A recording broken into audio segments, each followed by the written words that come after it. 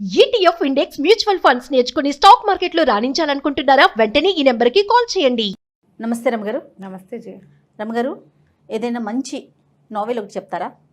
చెప్తాం. ఎద్దనపూడి సులోచనారాయణ గారు. మనం ఇప్పుడు ఇటీవల కాలంలో సెకండ్ మ్యారేజెస్ చూస్తున్నాం కదా. అవును. 70s ఈ సెకండ్ మ్యారేజ్ మీద ఒక కథ రాశారు ఆవిడ. ఇది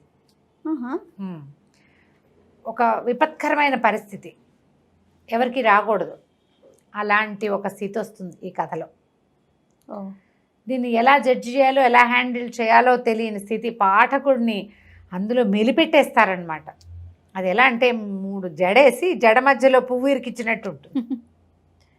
ఆ మెలికలో మనం కూడా పఠితలు, ఎవరు పాఠకులో ఎవరు పఠితలో ఎవరు చదువుతారో వాళ్ళు ఆ జడలోకి వెళ్ళి ఏది న్యాయమో ఏది అన్యాయమో ఏది సరైందో ఒక అర్థం కాని ఒక స్థితి కల్పిస్తారు. చాలా బాగా రాస్తారు, చాలా బాగుంటుంది. అభిశాపం. అభిశాపం. చిన్నప్పుడు ఆ పేరుకి అర్థం తెలిసేది కాదు నాకు, అంటే ఏమిటి అని. ఏంటి రమగారు ఇంతకి? ఒక అనుకోని సంఘటన అంతే.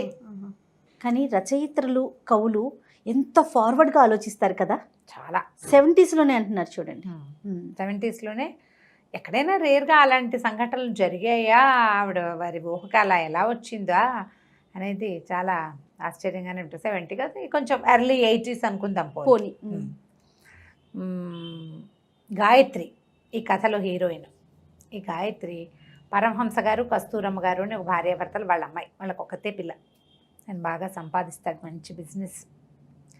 అయితే వీళ్ళకి ఒక ఆయన ఫ్రెండ్ ఉంటారు, ఆయన తండ్రి పేరు నాకు జ్ఞాపకం రావట్లేదు, కప్పుకుని మర్చిపోతున్నాను, చూసావా పేర్లు నేను. అయితే పాండురంగారావు గారు, ఆయనకు ఒక కొడుకు ఉన్నాడు, ఆనంద్. ఒకడే కొడుకు, తల్లి లేదు. అయితే ఈ ఆనంద్కి ఏంటంటే కొంచెం చాలా ఉత్సాహం ఉరకలేసేవాడు అనమాట. చాలా యాక్టివ్ పర్సనాలిటీ, చాలా అంటే చాలా యాక్టివ్. జీవితం ఎప్పుడు ధైర్యంగా ఉండాలి. అందుకని తండ్రికి చెప్పకుండా పరీక్షలు రాసి ఆర్మీలో జాయిన్ అవుతాడు. నిజానికి వీళ్ళు ఆస్తిపాస్తులు ఉన్నవాళ్ళు, వ్యాపారం ఉంది. తండ్రి వ్యాపారం తండ్రిది, నాన్న వ్యాపారం నేను హ్యాండిల్ చేయాలి, నాన్న వ్యాపారం చేస్తున్నాడు కాబట్టి నేను నా ఇష్టారాజ్యంగా చెయ్యాలి ఇలాంటి ఈ రోజుల్లో పిల్లలు లాంటి వాడు కాదు. చాలామందికి అలా ఉంటుంది కదా. తండ్రులు తాతల దగ్గర నుంచి వచ్చిన ఆస్తులు అవన్నీ తమ ప్రతాపం అనుకుంటారు. సొంతంగా మన ఇదేముంది అంటే వాడు జీరో, వాడికి ఏముండదు. అవును. ఇలాగా తనంతట తను ధైర్యంగా జీవించడం మీద అవగాహన ఉన్నవాడు, చాలా యాక్టివ్. ఆనంద్. వీళ్ళిద్దరికీ పెళ్లి కుదురుస్తారు. పెళ్లి కుదిరిస్తే అసలు కథా ప్రారంభం కూడా వీళ్ళు నిశ్చితార్థంతో కథ మొదలవుతుంది. ఆనంద్ అండ్ గాయత్రి. ఈ గాయత్రికి చెప్తాడు, గుల్మొహార్ చెట్టు కింద ముద్దు పెట్టుకోవాలి నన్ను, అప్పుడే నీకు ఉంగరం పెడతానని చెప్తాడు ప్రధానానికి. ఈ అమ్మాయి ఏం చేస్తుంది, బయలుదేరి వస్తుంది ఇంటి దగ్గర నుంచి. వాళ్ళ నాన్న మ్యాచింగ్ చెప్పులు లేకపోతే కుదరదు. తండ్రికి చెప్పులు నల్ల ఎందుకు వేసుకున్నావు, శారీకి మ్యాచింగ్ వేసుకోవాలంటాడు. అతనేమో నువ్వు పల్లెటూరు రకంగా తయారవుతూ స్టైలిష్గా తయారవ్వాలంటాడు. సరే, తండ్రికి అంత కూతురికి అట్లా అన్నీ వైనంగా ఏర్పరచాలని ఉండే తండ్రి అనమాట. మధ్యదారిలో చెప్పులు కొనిపెడతాడు. వాళ్ళ అమ్మ చాలా పాతకాలపు ఐడియాలు ఉన్నాయి. ఈ అబ్బాయి ఏమో, అల్లుడేమో అత్యంత ఆధునిక భావాలు. సరే వస్తుంది, ఉంగరం పెట్టడు. అమ్మాయితో ఉంగరం పెట్టిస్తాడు, నేను తర్వాత పెడతానంటాడు. సరే, అమ్మాయి ఏం చేస్తుంది, ఆ ముద్దు పెట్టుకున్నాకే ఉంగరం పెడతాను అన్నాడు కదా. ఆ పోయి అటు ఇటు తిరిగి వాళ్ళ ఇంటికి పాత ఒక గుల్మొహార్ చెట్టు ఉన్న స్థలం కొని అక్కడ ఇల్లు కడతారనమాట. ఆ చెట్టు కింద ఎవరో కూర్చుంటే వీడే కూర్చున్నాడు అనుకుంటుంది. వెళ్ళి దగ్గరికి వెళ్ళి ముద్దు పెట్టుకుంటూ తీరా చూస్తే వాడెవడో ఇంకో అబ్బాయి ఎవరో అక్కడ ఉంటాడు. మీ నిర్ఘాంతపోతుంది, ఏం చేయాలో అర్థం కాదు. ఈ ప్రామిస్ అడిగిన ఆనంద్ ఫ్రెండ్స్తో బిజీగా ఉంటాడు. వెనక్కి వచ్చేస్తుంది, ఏం చేయాలో తెలీదు. నువ్వు అక్కడ ఎందుకు లేవు అని పోట్లాడుతుంది. సరే ఉండు, ఇక్కడంతా ఫ్రెండ్స్ లాగేస్తున్నారని అది పెట్టాడు, కానీ ఆ పని చేయడు. ఉంగరం మాత్రం పెట్టేస్తాడు. కాసేపు అయ్యాక ఈ కొంతసేపటికి ఈ అమ్మాయి ఎవరిని ముద్దు పెట్టుకుందో అతన్ని పరిచయం చేస్తారు. ప్రశాంత్, ఇతని పిన్ని కొడుకు. కొంచెం అటు ఇటుగా ఒకలాగా కనపడతారు, పొడుగాటివాడు, ఇంకా పొడుగు. అతను ఏదో పోస్ట్ గ్రాడ్యుయేషన్ చేస్తాడు, గోల్డ్ మెడలిస్టు, కానీ ఉద్యోగం రాదు. సవితల్లి ఉంటుంది, పిన్ని చనిపోతుంది. సవితల్లి దగ్గర ఏదో ఇబ్బంది పడుతుంటే ఈ ఆనంద్ ఏం చేస్తాడంటే ప్రశాంత్ని తీసుకొచ్చేస్తాడు. మా దగ్గర ఉండి మా నాన్నతో ఉండి ఇక్కడ ఉద్యోగం మేము చూస్తారు వీళ్ళని. తండ్రికి చెప్తాడు, నేను ఏమైనా పొరపాటు చేశానా, నిన్ను వదిలిపెట్టేసి నువ్వు ఒక్కడవే ఉండి సరిగ్గా తింటలేదు చేయట్లేదని వంట మనిషి చెప్తోంది అంటే, అలా ఏం లేదు, నేను బాగానే ఉన్నానంటాడు. అక్కడి నుంచి నిశ్చార్థం అయిపోతుంది. ఆ ప్రశాంత్ని ఈ అమ్మాయికి పరిచయం చేస్తాడు. తండ్రి తన నాన్నకి చెప్తాడు మాట, ప్రశాంత్ని నీ దగ్గర ఉంచుకో, వాడికి ఏదైనా మంచి ఉద్యోగం చూడాడి, ఇక్కడే ఉంచుకుందాం, నీకు తోడుంటాడు, వాడుంటే వాడి కేర్ టేకింగ్లో ఉంటావు కాబట్టి నేను హాయిగా ఉంటానని, ధైర్యంగా ఉంటానని చెప్తాడు. సరే ప్రశాంత్ని పరిచయం చేస్తాడు. మెల్లిగా చూపులు విడదీసుకుంటారు వీళ్ళిద్దరూ. ఈ అమ్మాయి ముద్దు పెట్టుకున్న అమ్మాయి పెళ్లి కూతురని అతనికి తెలుస్తుంది. తను ముద్దు పెట్టుకున్నవాడు వీడి కజిను, వీడు కాదని తెలిసిపోయింది కదా. సరే మెల్లిగా ఫ్రెండ్షిప్ కుదురుతుంది. కానీ గాయత్రి ఆనంద్ చిన్నతనం నుంచి స్నేహితులు, కొంచెం చిన్నప్పటి నుంచి ఒకళ్ళకొకళ్ళు తెలుసు, కొంచెం ఆకర్షణ ఉంది. సరే పెళ్ళి అయిపోయింది. తర్వాత పెళ్లి చేసేశారు. బెంగళూరు పంపిస్తారు. బెంగళూరులో కాపురం. అక్కడికి వెళ్ళాక ఈ అమ్మాయి ఇంత బారెడు జుట్టుని కత్తిరింపించేస్తాడు, స్టైలిష్గా తయారు చేస్తాడు. ఇది ఈ రోజుల్లో అబ్బాయిల ధోరణి అనమాట. నాకు నచ్చినట్టే ఉండాలి నా భార్య, ఆమె రకం ఆమె ఉండటం కాదు. ఈ రోజుల్లో అనకూడదు, ఇది 80s 90sలో అబ్బాయిలదనే అనుకోవాలి. ఇవాళ రేపు అమ్మాయిలు వాళ్ళ ఛాయిస్ ప్రకారం ఉంటారనే మగపిల్లల సంఖ్య బాగా పెరిగింది. అవును. ఈవెన్ నా పిల్లలు కూడా ఛాయిస్, బొట్టు పెట్టుకోకపోతే పెట్టుకోపోని, తన ఇష్టం అనే ధోరణి ఇప్పుడు బాగా వచ్చింది. తన బట్టలు తన ఇష్టం, తన పని తన డబ్బులు తన ఇష్టం, అవును, తందే ఛాయిస్, మనం అట్లా జడ్జ్ చేయకూడదు. అలాంటి భావాలు ఇప్పుడు పెరిగినాయి. కొంతకాలం పాటు మాత్రం ఇవి కనబడేవి. స్టైలిష్గా ఉండాలి, తనకు కావాల్సినట్టు ఉండాలి. ఈ అమ్మాయిని పూర్తిగా మార్చేస్తాడు. ఇంట్లో చక్కగా మందు, రకరకాల వ్యవహారాలు ఉంటాయి. ఆర్మీ వాళ్ళు. తల్లి వచ్చి లబలబలాడుతుంది, ఇదేమిటి అని. చాలా సంతోషంగా ఉంటారు. ఓ సంవత్సరం 2 ఏళ్ళ దాకా పిల్లలు కనకూడదంటాడు. ఓ ఏడాది పాటు వీళ్ళు హాయిగానే ఉంటారు. సరే మధ్యలో అక్కడ ఎవరో తెలిసిన వాళ్ళ పిల్లకుతుంటే ఆ పిల్లని లైలా, ఆ లైలాని చూపించడానికి ప్రశాంత్ని పిలిపిస్తాడు. ఆ పిల్లని చేసుకో నువ్వని. అతను ఇష్టపడ్డు. ఈ గాయత్రి వేషం చూసి ఆశ్చర్యపోతాడు. మెడదాకా కత్తిరించిన జుట్టు, ఐబ్రోస్ షేప్ చేసి, మ్యాక్సేల్ వేసుకుని, గౌన్లు వేసుకుని కనపడుతుంటే విచిత్రంగా ఉంటుంది ఆ ప్రశాంత్కి. చక్కగా చీర, పెద్ద జడ అలా ఉండే అమ్మాయి ఇలా మారిపోతుంది అన్నమాట. కొంతకాలానికి ఏమవుతుందంటే వారు ఏదో వస్తుంది.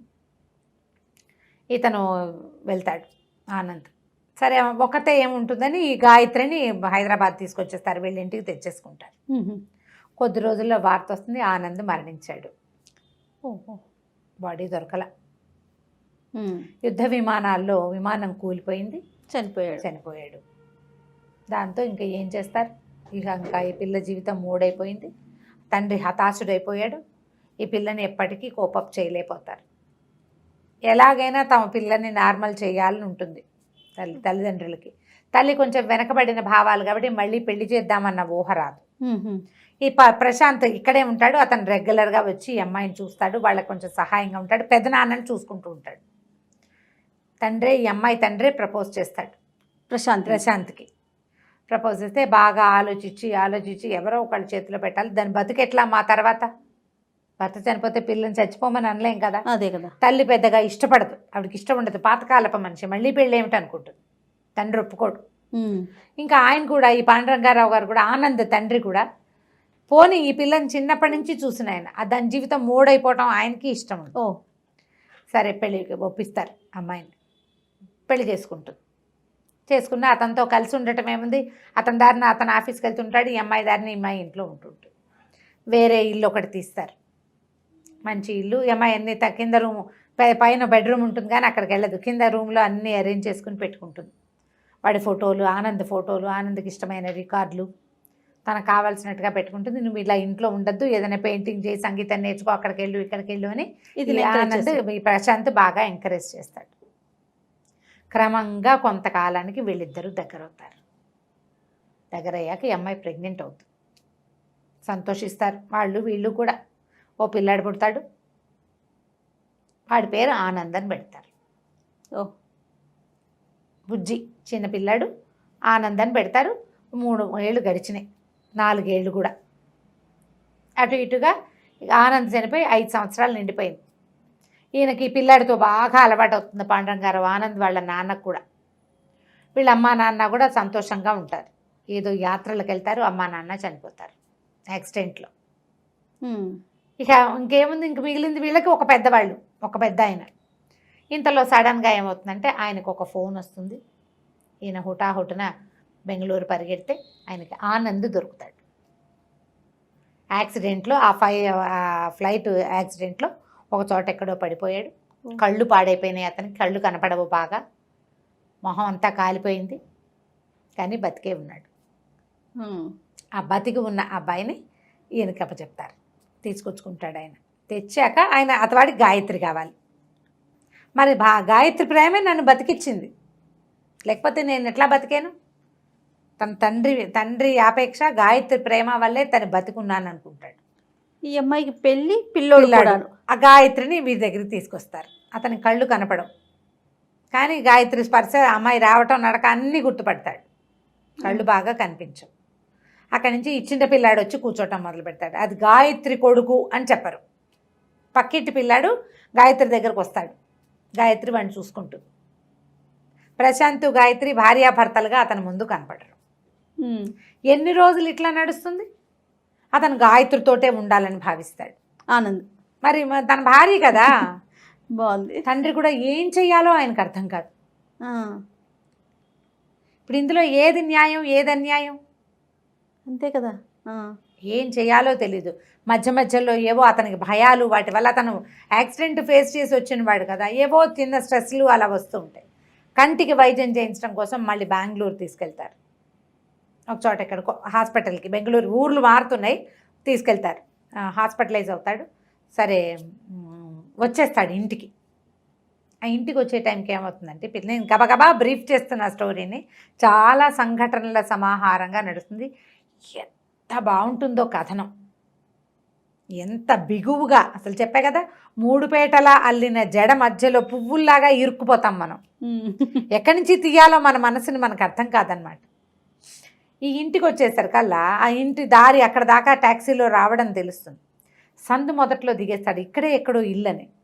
ఈ పిల్లాడు, ఈ బుజ్జి అక్కడ ఆడుకుంటూ ఉంటాడు. వాడేం చేస్తాడు, అంకుల్ మా రండి మా అమ్మ ఇక్కడే ఉంది, మా నాన్న కూడా ఇక్కడే ఉన్నాడని చెప్తాడు. ఈ పిల్లాడు అబ్బాయి మాట్లాడుకునేటప్పుడు నా పేరు ఆనందే అని మాట. వాడి పేరు ఆనంద్ కదా. నా పేరు ఎందుకు పెట్టుకున్నారంటే, కాదు నా పేరే నువ్వు పెట్టుకున్నావు, వాడి పేరే వీడికి పెట్టారు. అయితే తీసుకొచ్చి మెట్లు ఎక్కించి వదిలిపెట్టాడు, ఇంటి దగ్గర వదిలిపెడతాడు. ఇతను లోపలికి వెళ్ళేసరికి లోపల నుంచి మాటలు వినపడుతుంటాయి. ప్రశాంత్ గాయత్రి ఏడుస్తూ ఉంటుంది. మరి ప్రశాంత్ ఏమంటాడు, నేను మధ్యలో వచ్చాను, జీవితం మీది. ఆనంద్ లేడు కాబట్టి వాడి ప్లేస్ నేను తీసుకున్నాను. ఆనంద్ తిరిగి వచ్చేసాడు, మధ్యలో వచ్చిన వాడిని మధ్యలోనే వెళ్ళిపోతా, నువ్వు వాడితోటి ఉండమంటాడు. ఆనంద్తో ఉండి, వాడికి నీ అవసరం ఉంది. పిల్లాడిని ఏం చేస్తావు? పిల్లాడిని నేను తీసుకెళ్తా, నేను తీసేసుకుంటా, పక్కింటి పిల్లాడని పరిచయం చేశాం కదా అనేసరికి ఆ అమ్మాయి గట్టిగా ఏడుస్తుంది. నువ్వు నాకు ఎందుకు జీవితం మీద ఆశ కల్పించావు? ఆనంద్ పోయాడు, నేను కూడా పోయేదాన్ని, లేదా అలా ఒంటరిగా ఉండేదాన్ని. నన్ను ఎందుకు బతికించాలని ట్రై చేసావు? నువ్వు నాకు జీవితం మీద ఆశ కల్పించావు, మళ్ళీ పెళ్ళి, సంసారం, ఇల్లు, వాకిలి, పిల్లాడు ఏర్పరిచావు. ఇప్పుడు వెళ్ళిపోతానంటే కుదరదు. ఇప్పుడు నువ్వు వెళ్ళిపోతానంటే, నన్ను ఇలా వదిలేసి ఈ రకంగా వదిలిపెడితే నేను ఆనందంతోటి కాపురం చేయలేను. ఇంకా ఓ చెట్టు, ఒక తీగ ఒక చెట్టుకి అల్లుకున్నది, చెట్టు పడిపోయింది, ఇంకో చెట్టుకి అల్లిచ్చావు, మళ్ళీ ఇక్కడి నుంచి లాగుతావా? నేను తీగనా, మనిషిని గానా? నేను ఇన్ని రకాలు చేయగలనా? నేను చెప్పేసేయి ఆనంద్కి, నేను ఒకప్పటి పెళ్ళాను, నా పెళ్ళామని చెప్పేయమంటుంది. లేదా అసలు నేను లేననుకుంటాడు, నేను ఎక్కడికి వెళ్ళిపోయినా తనకు తెలియపోతే బెంగతోటి ఉంటాడు. లేడా ఇప్పుడు 4-5 ఏళ్ళ నుంచి బతికే ఉన్నాడు. నేను పిల్లాడు, నేనేమవ్వాలి? మా అమ్మ నాన్న లేరు, నేను నన్ను పూర్తిగా నన్నుగా ఉంచావు నువ్వు. కానీ ఆనంద్ ఉంచలా, తనకు కావలసినట్టు చేసుకున్నాడు. నాకు నీతో ఉన్న కంఫర్టబుల్ జీవితం ఆనంద్తోటి లేదంటుంది. ఆనంద్ మీద ప్రేమతో తనకు నచ్చినట్టున్నాను, కానీ అది నేను కాదు. ఇప్పుడు నేను కంఫర్టబుల్గా నీతో ఎలా ఉండాలో అలా ఉన్నా, ఆ నేను నాకు కావాలి, నాకు ఆనంద్ వద్దు. ఇవన్నీ వినేస్తాడు ఇతని పక్కన నిలబడి. పిచ్చెక్కిపోతుంది, ఆలోచిస్తూ కోపం వచ్చేస్తుంది. ఆనంద్ ప్రశాంత్ నా వెళ్ళాన్ని నాకు కాకుండా చేశాడు. ఒక నిమిషం తర్వాత అతను ఆలోచిస్తాడు, 5 ఏళ్ల క్రితం నేను చచ్చిపోయానని తెలిసి ఈ గాయత్రి చచ్చిపోకుండా బతికుందంటే ఎలా బతికుందో నేను ఆలోచించాల. ఎవరు తనని బతికించి ఉంచారు? తనని బతికించి ఉంచినందుకు వాడికి నేను వేసే శిక్ష ఏమిటి? ఆ భార్యని, ఆ పిల్లాడిని కాకుండా చేయటమా? చచ్చిపోయిననుకున్నాడు, చచ్చిపోతే సరిపోతుంది. దిగి నడిచి వెళ్ళిపోతాడు. ఏదో పెద్ద యాక్సిడెంట్ అవుతుంది. వాళ్ళ తండ్రి, ఆ తాతగారు వస్తారు. వచ్చేసరికల్లా తాత ఇప్పుడే నేను లాల్చీ తాత అలా అంటాడనమాట. ఇప్పుడే వస్తే ఆనంద్ని నేను పైకి దింపాను. తీరా ఆయన పైకి వెళ్ళేసరికల్లా ప్రశాంత్, గాయత్రి ఇద్దరు కావలించుకుని కనపడతారు ఆయనకి. అమ్మాయి ఏడుస్తుంటుంది, ఓదారుస్తున్నాడు. నందు ఏడి అంటే, నందు ఏడి వచ్చాడా అని వాళ్ళు ఆశ్చర్యపోతారు. వాళ్ళకు కూడా తెలియదు. పైకి వచ్చి ఇదంతా వినేశాడు. ఇద్దరు పరిగెడతారు, పెద్దనాన్న కొడుకు. ఎక్కడికి వెళ్ళిపోయాడో ఏమైపోయాడో అంతా వినేసాడేమోనని. గాయత్రి ఏడుస్తూ ఉండిపోతుంది. పరిగెడతారు, తీరా చూస్తే పెద్ద యాక్సిడెంట్. తండ్రికి చెప్పేస్తాడు, సారీ చెప్తాడు, నేను రాకుండా ఉండవలసింది, నేను వెళ్ళిపోయి గాయత్రికి అన్యాయం చేశాను, వచ్చి గాయత్రికి అన్యాయమే చేశాను, నా జీవితం నాకు కావలసినట్టుగా ఉండాలని కోరుకుని నేను ఆస్తి వ్యాపారం ఏం వద్దని యుద్ధానికి వెళ్ళాను, నా లైఫ్ నా స్టైలు అని, అన్నీ నాది నాది నాది కావాలనుకుంటే అలా ఎలా జీవితం ఒప్పుకోవద్దు? నువ్వు అనుకుంటావు, జీవితం ఒప్పుకోవాలి కదా. నాన్న ప్రశాంత్ గాయత్రితో ఉండు నువ్వు అని చెప్తాడు, చనిపోతాడు అతను. వీడు ఇంకేం చెప్పలేడు. ప్రశాంత్ కూడా చాలా ఉదాత్తమైన క్యారెక్టర్గా చూపిస్తారు. అతను మరణించాకే పాండరంగారావు గారు ఇంకా నేను ఇక్కడ ఉండను ఆయన, హిమాలయాల దగ్గర ఏవో ఋషికేశ్ వెళ్ళిపోతాడు ఆయన పెద్ద ఆయన. ఎందుకంటే ఆ పిల్లాడు వాడి జీవితాన్ని వీడు తీసుకున్నాడు. ఇది మంచిదే, తనే ఎంకరేజ్ చేశాడు, కానీ నొప్పిని సహించలేరు కదా నా కొడుకు జీవితం ఇది అని. అందుకని నేను ఇక్కడ ఉండను, ఎప్పుడైనా ఒకసారి వచ్చి పిల్లాడిని చూపించమని చెప్పి ఆయన కూడా వెళ్ళిపోతాడు. గాయత్రి క్యారెక్టరు ముందు నుంచి చివరి దాకా చిన్న డిఫరెన్సెస్ తోటి చాలా బాగా చూపిస్తారు. ప్రశాంత్ క్యారెక్టర్ సటిల్గా ఉంటుంది. ముందు నుంచి మంచివాడు, అతను ఎప్పుడు మంచివాడుగానే ఉంటాడు. చివరికి కూడా అతను తన పద్ధతి మార్చుకోడు, అతనికి స్వార్థం రాదు. నేను పెళ్లి చేసుకున్నాను, నేను కాపురం చేస్తున్నా, ఇది నా పెళ్ళాం, నా పిల్లాడు, నాకు కావాలి, వీడెవడు అని అనుకోడు. ఇది ఆనంద పెట్టిన భిక్ష నా జీవితం, వాడి వల్లే నాకు ఉద్యోగం వచ్చింది, వాడి వల్లే నేను లైఫ్లో సెటిల్ అయ్యాను, వాడి భార్యను తీసుకుని ఇచ్చేయాలి వెనక అనుకుంటాడు. మనం ఈ ముగ్గురులో ఎవరు కరెక్టో మనం జడ్జ్ చేయలేకపోతాం జయ. ఏదైనా సులోచనారాయణ గారిది ఒక ప్రత్యేకమైన తరహా. ఈ తరహాలో నువ్వు ఏ క్యారెక్టర్ని ఇదే నేను కరెక్ట్ అని అనిపించదు మనకి. ఇది కరెక్టే, దాని గురించి మాట్లాడితే అది కరెక్టే, మూడో దాని గురించి మాట్లాడితే మూడోది. ఇందులో గాయత్రి పక్షం వహించాలా మనం? వహించలేము. పోనీ ప్రశాంత్ది ఆనంద్ది అది కాదు, కానీ మనం ముగ్గురు పక్షము వహిస్తాం అంతే. ముగ్గురు కరెక్టే. ఇలా ముప్పేటగా ఉండే కథల్ని ఎన్ని రకాలు రాస్తారో వింటుంటే ఎలా ఉంది. అసలు ఆ కథ చదువుతూ ఉంటే ఆనంద్ తిరిగి వచ్చాక గాయత్రి ఎలా అయిపోయింది అనేది అబ్బా చెప్పద్దు అసలు. చదివి తీరవలసింది. అభిశాపం కొంచెం పెద్ద నవలే కథ, మరి ఒక 5-6 ఏళ్ల జీవితం కదా. తాపీగా చదవండి, స్క్రిప్ట్లో హాయిగా దొరుకుతుంది, చదువుకోవచ్చు. నెలకు ఒక 300 మన అకౌంట్లో నుంచి కట్ అవుతాయి. ఇలాంటి బోల్డ్ అని నావెల్స్ దొరుకుతాయి. నేను సినాప్సిసే ఇచ్చాను, బాగా కరెక్ట్గా ఒకదాని వెనకాల ఒకటి ఇవ్వలేదు. ఇలాగే నా ఫేవరెట్ నావెల్స్ కొన్ని, కీర్తి కిరీటాలు, శ్వేత గులాబీ, విజేత ఎక్సలెంట్గా ఉంటాయి. మనం ఎవరిని గురించి ఒప్పుకోవాలో మనకు అర్థం కాదనమాట. ఓకే, మామూలుగా కొంత జీవిస్తాం, వెళదే తప్పు అలా అనిపిస్తాయి మనకి. ఇక్కడ అనిపించదు. ఎవరికి వాళ్ళు ఉదాత్తమైన వాళ్ళు, సరైన వాళ్ళు, వాళ్ళ వరకు వాళ్ళు గ్రౌండెడ్గా కరెక్ట్గా ఉన్నారనిపిస్తుంది. ట్రై చేసి చూడండి. ఈ పుస్తకం కోసం చాలా బుక్ స్టోర్స్లో, నవోదయాలో, నవయుగాలో అన్ని చోట్ల దొరికేస్తుంది. విశాలాంధ్రలో కూడా దొరకచ్చు. ఎద్దనపూడి సులోచనారాయణ గారి అభిశాపం. అద్భుతం గారు, చాలా బాగుంది. రైట్, ఇంకొక నోవెల్తో మళ్ళీ కలుద్దామండి. తప్పకుండా. నమస్తే. నమస్తే జయ.